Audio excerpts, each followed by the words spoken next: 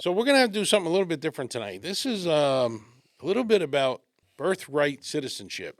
And while everybody was arguing about all these other political stories, you know, you got Iran going on, you got this going on, you got that going on, this kind of dropped out of the news.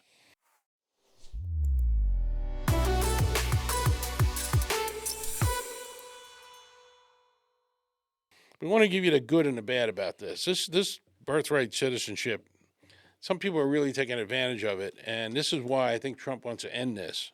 Welcome back again. By the way, like and subscribe. I appreciate that a lot. Yeah. So we're going to dig into this major political blind spot Yeah, I here. can't believe that this is something from way back. Yeah. Now, the interesting thing is, 64% of Americans think that we should keep this. They oppose ending birthright citizenships. 32% support it, and this comes from the Supreme Court prepares a rule on Trump's 2025 executive order challenging this practice.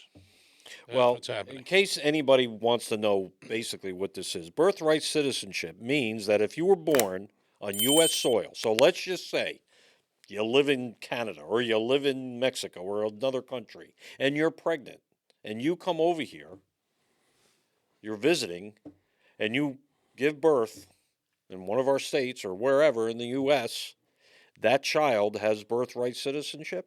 Automatically. So then it goes home. Let's say they go back to Mexico with the baby, the mother. Mm-hmm. When the whole time that the baby starts growing in Mexico is getting older and all that, he's Right. actually a citizen.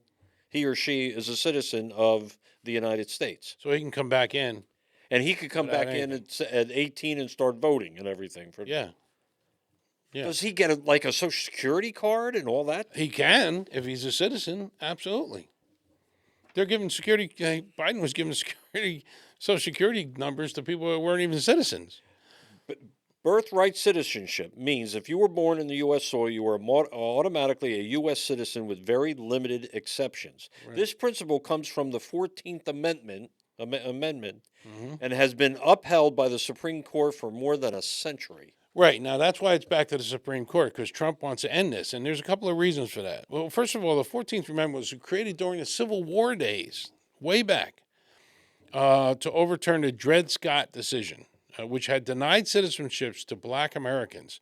Birthright citizenship ensured that former enslaved people and their children were recognized as full citizens.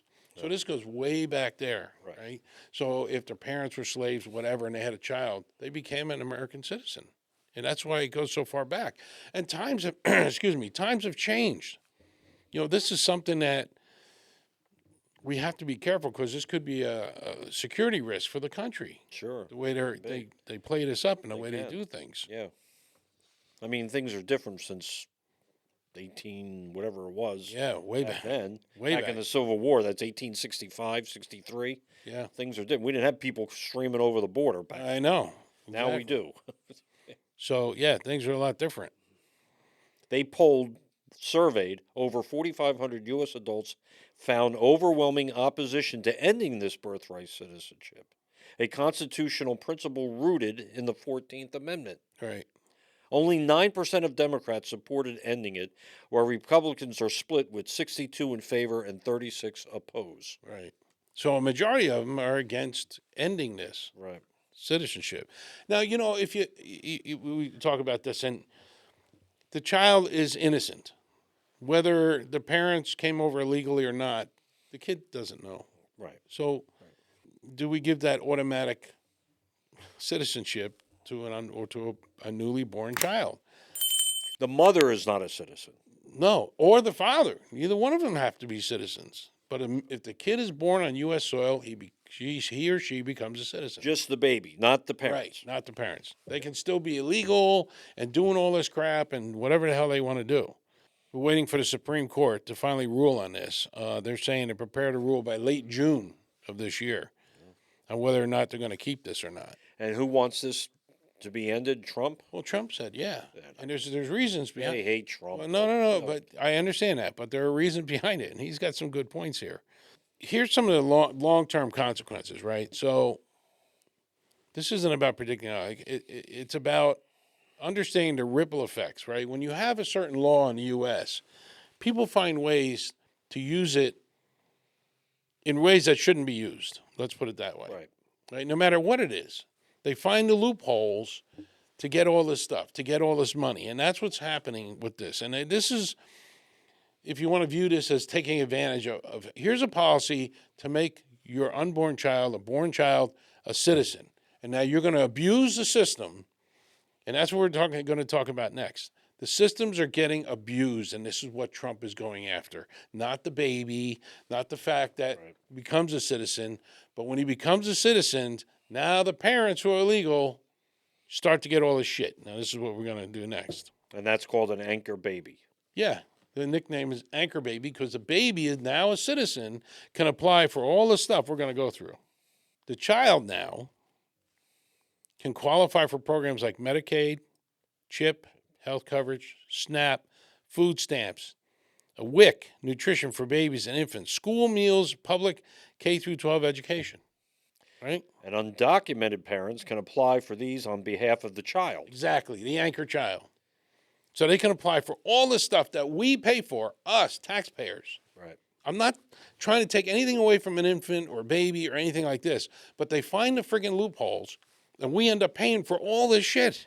Taxpayer-funded emergency Medicaid frequently covers labor/delivery and undocumented mothers. Right. So birth to these illegal immigrant mothers account for a significant portion of publicly funded births, almost 11%. But the key thing is here, they put the cost of these births that we cover on our tax money at $2.4 billion a year that we're paying for them to have a kid. Yeah. They're paying because they have a kid. Now they can have all its health coverage to do all this stuff. The broader burden of fiscal illegal immigration, including U.S.-born kids, runs much higher when you include the education and other services. High welfare participation. Households headed by illegal immigrants with children show welfare use rates of 87% compared to lower rates for native households. I mean, now think of that number. Right. 87% of these illegal people that have a birthright child are on welfare. And who's paying for that? You. Only you can pay for birthright citizenship. Right. This is part, and they're not calling it fraud, but this is fraud. It's part of fraud. You're utilizing a child. There were people on TikTok talking about they're going to have children just to get paid. They were getting $3,000-$4,000 a month per child, and they want to just have kids to get all this money. We're struggling as retirees. Oh, sure. All we have to do is have a couple of kids, go for welfare. We'll get $6,000 a month. Let me tell my wife. Just like that. Tell your wife. It is absolutely ridiculous. It is. Everybody's got to find a loophole, and all this fraud that's been going on, and all this fraud that Trump finds in Minnesota and California, and people that take advantage of all these programs, and look how they utilize the kids in Minnesota with the daycare. Right. Don't they have a conscience at all? I know. And then in California, they want to pass the law because of Nick Shirley doing the investigation. They want to put anybody in jail or charge them. Who finds a fraud? Who finds a fraud. So here is something that's hidden. News doesn't talk about it that much. That people are taking advantage of all this crap. And folks, this is what I mean by Donald Trump. He's different from other presidents. This is something that he found that he's diving into. Nobody else ever did. Not Obama, not the Bushes, not the Clintons, not the Reagans. Nobody did. He's finding all this stuff, and he's trying to help the country get rid of the crap like this that you're paying for and we're paying for. It's ridiculous. And it makes sense because he's just trying to help the country. What people talk about when they go against this stuff, and I'm not saying I'm against or for changing it or whatever, but all they talk about is the baby's innocent, they should automatically become a citizen, and I don't disagree with that part of it. But don't let the baby be the anchor for these people to get all these funds. Right. And why do I got to pay for everybody else's birth? Right. My son has insurance, he had to pay for his kid. Yep. $2.4 billion a year to pay for other people having kids.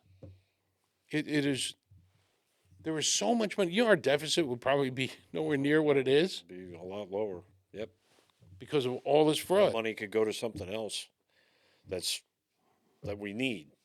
Something that's important. So if the Supreme Court comes back and says they're not going to change the law, then there has to be other laws that say, okay, you can have a birthright child, but you can't use that child to get this kind of aid, Or this. WIC Or that. and that, and free this and free milk and free whatever.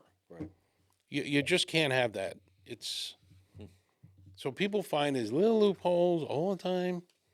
And, look, everybody's guilty of it too. I mean, we know the fraud goes all over the place. Doesn't matter who it is. And I just thought that was an interesting story that's just not in the news that much. And I couldn't believe the numbers when I saw it. And having 87% of these couples, 87% are on welfare.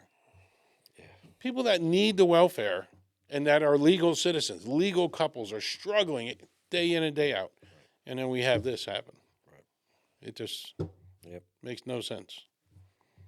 So that's pretty much what we got on that one. I do want to mention, though, and we released it on Tuesday. If you haven't seen it, we did an on-the-ground episode, which is really cool. In Bethlehem, Pennsylvania. In Bethlehem, Pennsylvania, we got some really funny and great stories and good questions. A lot of people participated, and we just had a fun with it. If you haven't caught that video yet, check it out. It came out on Tuesday night at 8 o'clock. So, again, thanks again, everybody out there. Please like and subscribe, and don't forget to hit that bell so you get notifications.